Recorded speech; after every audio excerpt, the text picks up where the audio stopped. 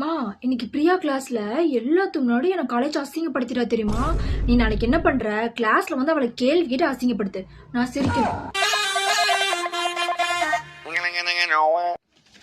என்னம்மா பேப்பர் திருத்திட்டியா? இன்னைக்கு கொடுத்துருவியா? ஆமா. என்னம்மா இவ்வளவு மார்க் கம்மியா போட்டிருக்க? நீ எழுதின லட்சணத்துக்கு அவ்வளவுதான் வரும். அதெல்லாம் தெரியாது. இந்த ஒரு தடவை மட்டும் மார்க் போடுமா ப்ளீஸ்மா ப்ளீஸ்மா. நெக்ஸ்ட் டைம் படிச்சு எழுதுறமா ப்ளீஸ்மா ப்ளீஸ்மா. கொடுத்து தொலை. மா இன்னைக்கு ஸ்வேதா மிஸ் மேக்ஸ் மிஸ் கிட்ட நீ ஸ்டூடெண்ட்ஸ் முன்னாடி நல்ல மாதிரி ஆக்ட் பண்ற மோசமானவன் சொல்லிட்டு இருந்தாங்கம்மா. என்ன பார்த்ததும் அப்படியே டாபிக் சேஞ்ச் பண்ணிட்டாங்கம்மா.